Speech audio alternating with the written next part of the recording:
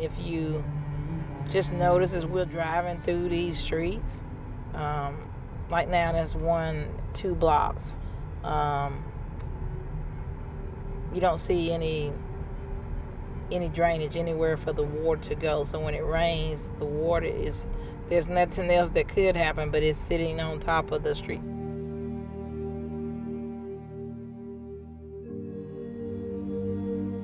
I don't think people are really seeing the gravity of the situation. I don't think they think about when it floods like that for a few days, and sometimes depending on what was in the water, that you have chemicals or toxins still sitting in the soil on the ground where our kids.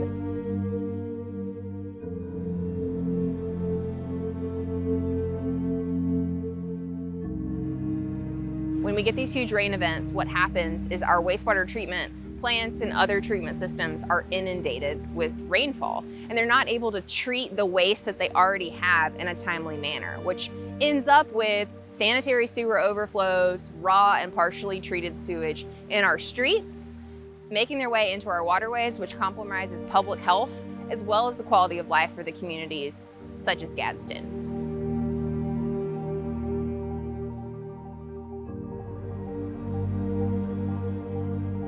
My grandson Trenton wanted to help me water the flowers. Our water source, again, is from the Coosa River, and so as he's watering the flower, he's also wanting to play in the water and clap his hands in the water, and they'll pick up the hose and want to even sometimes try to drink out of it, and so I have to say it's not good to drink out of the water. And even my 5-year-old, which is probably the most inquisitive just because of his age, is you can drink water. Why can't you drink water? Even when they see kids' animated movies, people are drinking the water source. Why can't you drink water? Water's good for you, Gran. That's what they call me. Where ours is not that good.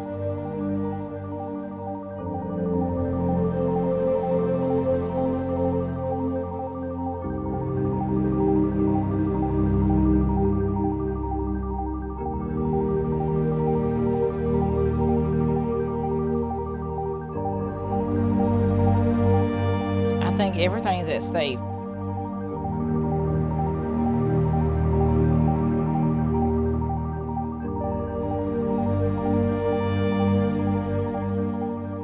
Makes me feel very vulnerable and helpless and really hopeless, because you love your community, you grew up in your community, you raised your family in the community. It's kind of sad because our greatest asset here in the city of Gadsden, Etowah County, is the river.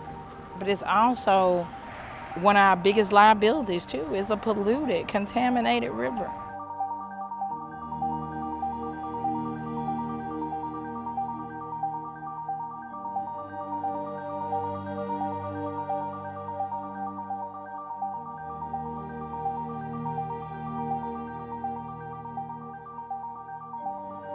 In this context, it's more like flash flooding in most places. We have some folks with homes who are, when there's a 10 or 15 minute downpour, the basement is full. Downhill, there is no access for the water to exit once it goes downhill. The drainage has not been cleaned or kept up. And flash flooding can be extremely dangerous because a whole pool of water can bring itself to bear in about 15 minutes here. So regardless of the population size or how old towns and cities are, new areas are flooding in Alabama.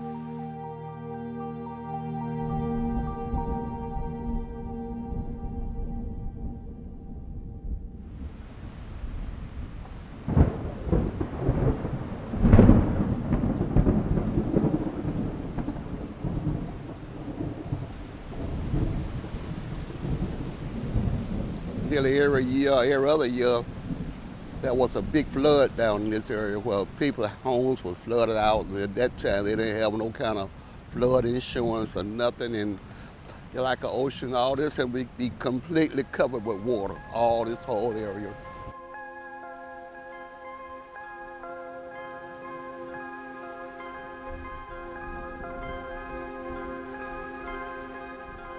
It would come up the street from the low level. We had a slope on the street that I lived on, so we could see the water coming up. And as it would come in onto the street, then we'll know, okay, it's time for us to put the furniture up, it's time for us to get out of here. When we were sleeping, it would happen at night. We would have to get up and step in the muddy waters and try to do what we could to get out.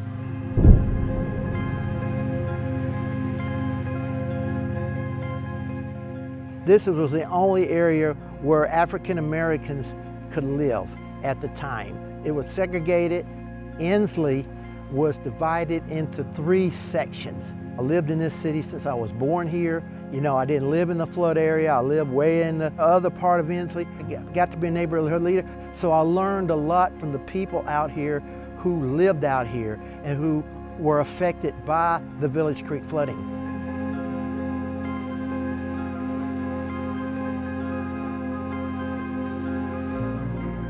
I'm born and raised with about 3 or 4 blocks down the street. I knew everybody in this area, and everybody knew me.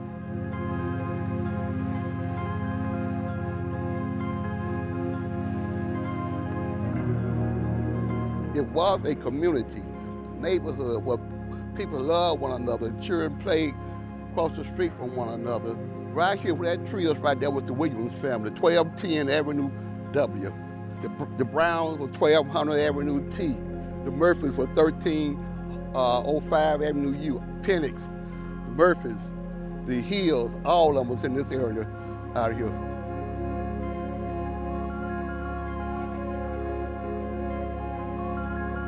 There was a coalition started by the people in the community, and they got together and tried to get something done on the flooding. But at that time, you know, flooding was not the issue. It really didn't come about until the flooding got so bad and so worse that something had to be done. We went to Mayor Arrington's office when he was the mayor of the city of Birmingham. We did a sit-in at his office, and we finally got attention. The mayor finally signed for them to receive the funds from the Corps of Engineers to do the $5 million buyout that helped relocate the people out.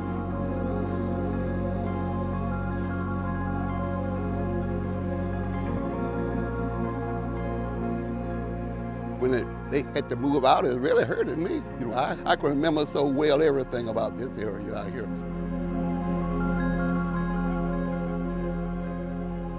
It's less attention given to our area than it is like you talking about Smithfield or downtown or South Side. There's something about this area they won't seem to care.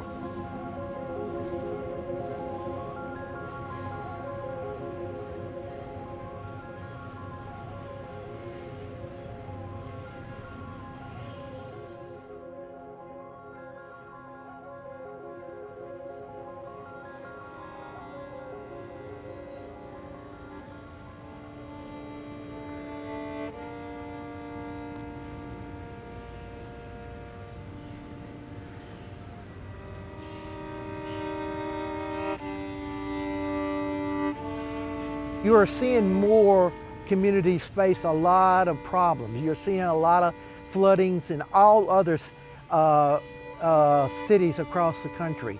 And that's climate change. Our climate is changing, and our elected officials seem to not to understand it. If we don't do nothing about climate change, then the next generation they're gonna have to face it.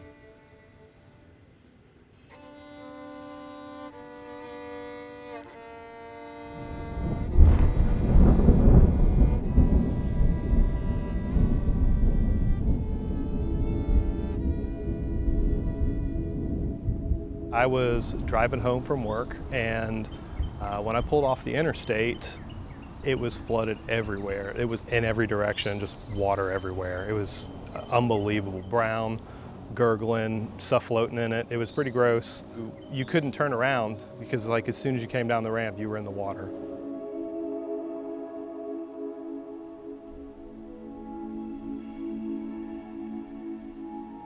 Under the bridge, that's where it got the deepest. So I started on down into the water, and it came right up to the bumper, and I just kept my foot on the gas, like don't let up. And then right as I was coming through the deepest part, a semi-truck came from the opposite direction and sent like a tidal wave at me. And when it hit the van just stalled out and then started like floating. And next thing I know, it starts coming in through the doors.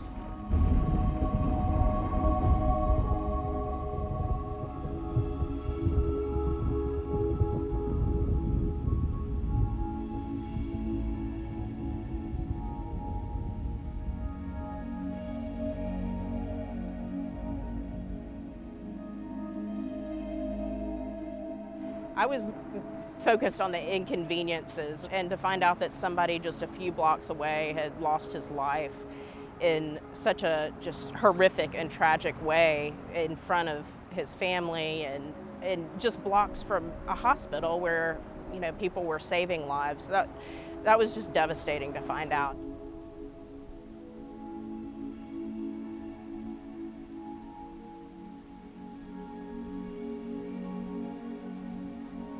She was just born. I mean, she would have been tied down in the back of the van. That would have been the first step, would be getting her out of there.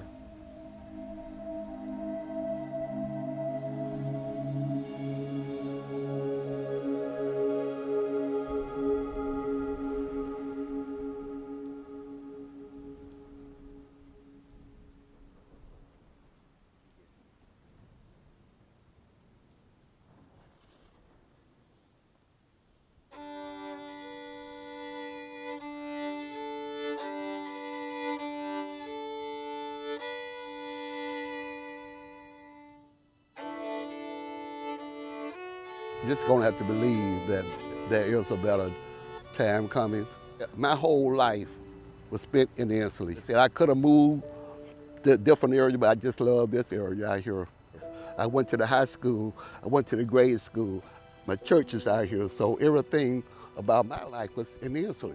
I was a part of Inslee, and like I am right now.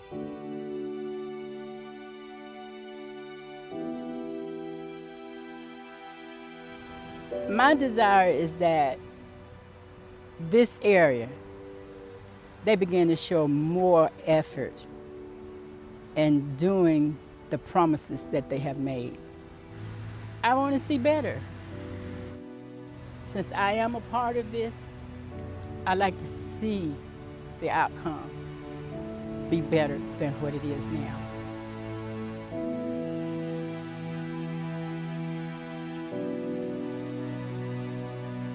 Pope Francis wrote on climate change. It's called Taking Care of Your Common Day Home. And so I'm trying to do that and educate my parish, to educate the people about what climate change is about. It floods even in places of suburban communities. They're now having to face the idea that flooding is a real problem. And you know, it's going to take an effort between the federal government, the state government, and the local governments to come together in order to address this issue, in order to come up with solutions to get this issue done. And it's going to take an effort between those communities to get together, because what they got to do, they got to organize. They got to organize, they got to petition, they got the power to get something done.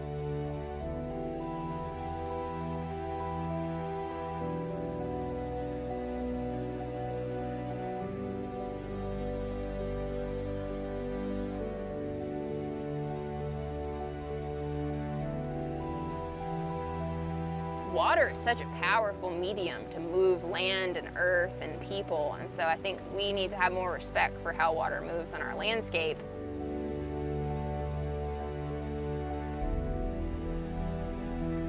I don't really see it getting better unless we work together, or unless there's something catastrophic. And like, how many times has something catastrophic happened that forces change? And like, I just don't want that for my river and for these communities.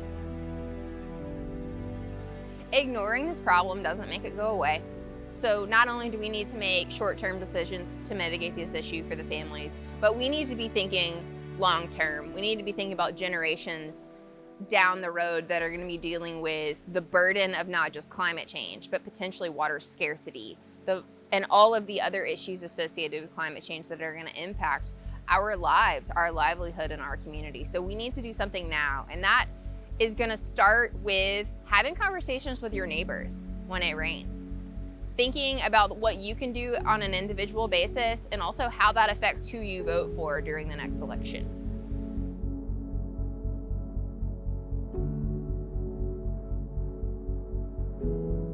It was never Whole City to me because it was a segregated place when I was growing up, and it's still a segregated place. But we can find, if we can empower the people across all lines to come together and make this move to create an opportunity for us to live better in this community. But we gotta be concerned about people who don't look like us. We gotta be concerned about the children in these neighborhoods who are running around bare feet in all kinds of nasty stuff that's floated up through the sewers and stuff. And infrastructure has to be something that we work on.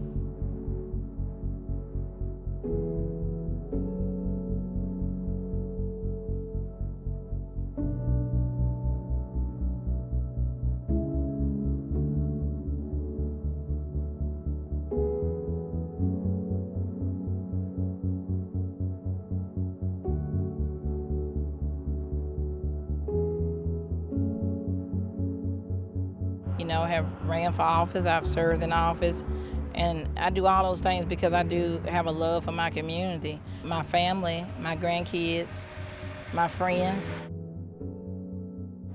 I think we have a beautiful community, and I just hate for it to be in this situation. It's a humanity issue, it's a civil rights issue.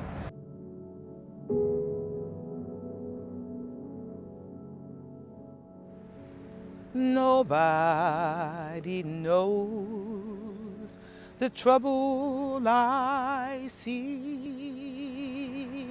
Nobody knows but Jesus. Nobody knows the trouble I see. Glory, hallelujah.